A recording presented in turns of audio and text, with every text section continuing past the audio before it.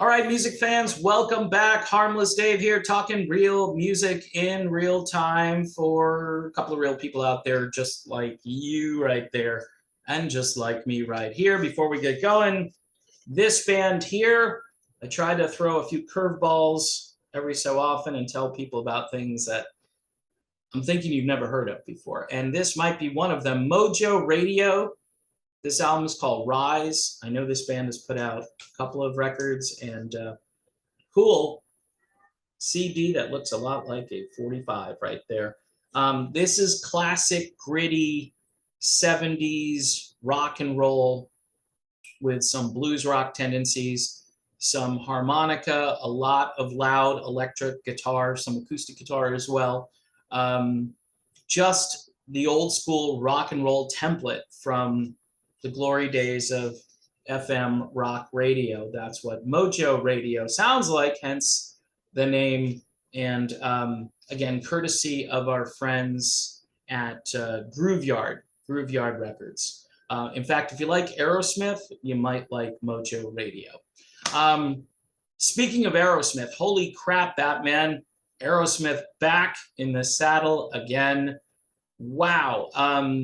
They did this gig up in Bangor, Maine. Bangor, Maine. Yeah, you can't get there from here, so you got to go over there to get here. I used to live in New England, and the Maniacs were the coolest people. And I bet you they still are. I bet you they're still really cool. So Aerosmith goes up there, does a 19-song set, leads off with their trademark, Back in the Saddle Again, and holy crap, Batman just hits it out of the park. Steven Tyler hitting every note. I'm watching, right? Because you get all this fan-filmed video, and, you know, if the singer is off and they're using a vocal track, you're going to see it. And Steven Tyler, no, he's not using a vocal track. 74 years old, I think, or 75, I don't know. He is a senior, definitely in the senior citizen class, and looks the part from time to time. Sometimes he'll put on the granny glasses and he'll look like an old lady. Rather, dude looks like a lady instead. Sorry, Steven. Coming off of rehab, no mention of it on stage, but absolutely amazing how good these guys sound. Yup, Joey Kramer is not in this band, and my guess is he won't be coming back, but I can't confirm that. That's just my opinion of it. His drum tech, who's been with the band forever, I think his name is John Douglas, he filled in and did a nice job. I got to tell you, this is a pretty cool set. Not only do you get Back in the Saddle, but you get Hangman Jury, which is one of my favorites. You get the ever controversial Dude Looks Like a Lady, right?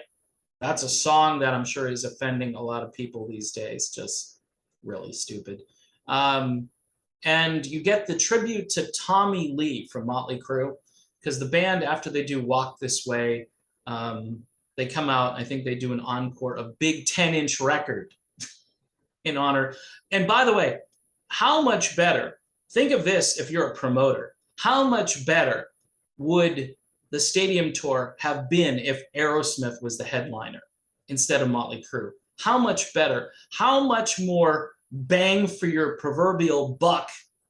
Tommy Lee's thinking about something else, but that would have been I mean, these guys have a catalog that just goes on and on and on. And, you know, I'm sure there's a deep cut or a FM radio song that they forgot to play or didn't play, Draw the Line or whatever. I mean, there are so many.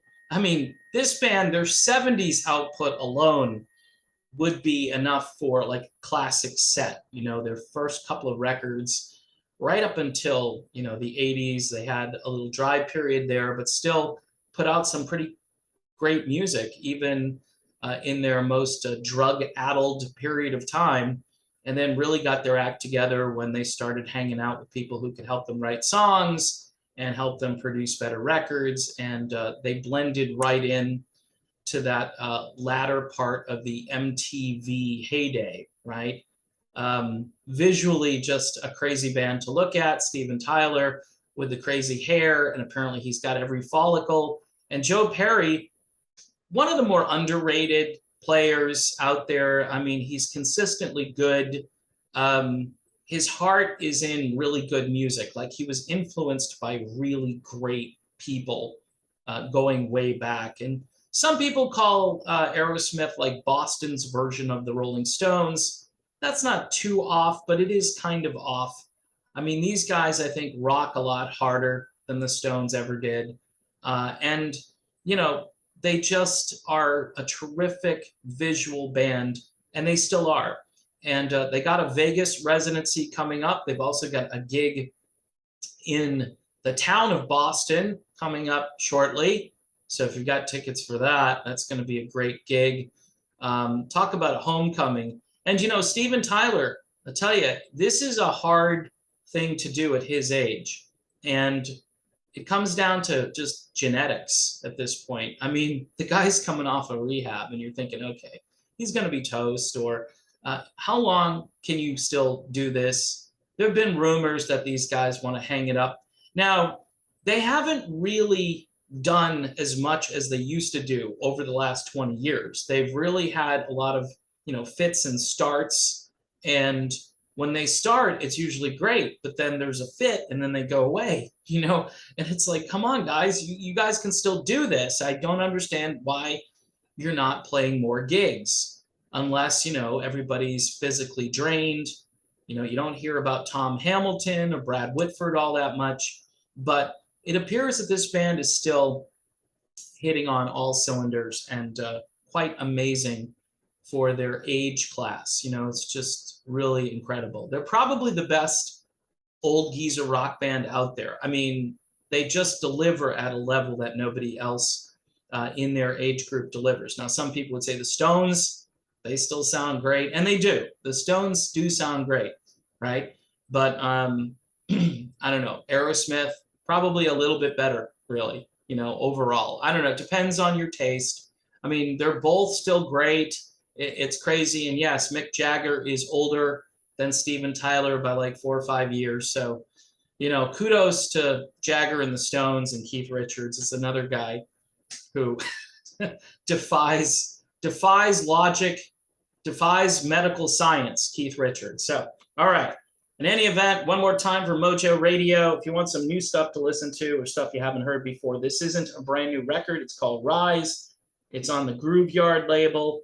For a really fun activity, go check out Grooveyard Records. They have so much music. You can sample, listen to it, and then buy it. Actually buy a physical copy. Most of the CDs are this cardboard variety. They don't take up as much space, and they're much easier to open. You know, I mean, I like that whole new packaging thing. So check out Grooveyard Records, and thanks again for watching. Don't forget to subscribe. Hit the bell if you want notifications on new videos, and Patreon, folks, for $1 a month. Had some good conversations over the weekend as I explored the big band era. I know that's kind of weird, right? It just, I don't know. You have to check out the post if you're over there. And if not, it's $1 a month, and it's helping the channel. All right, people, see you soon.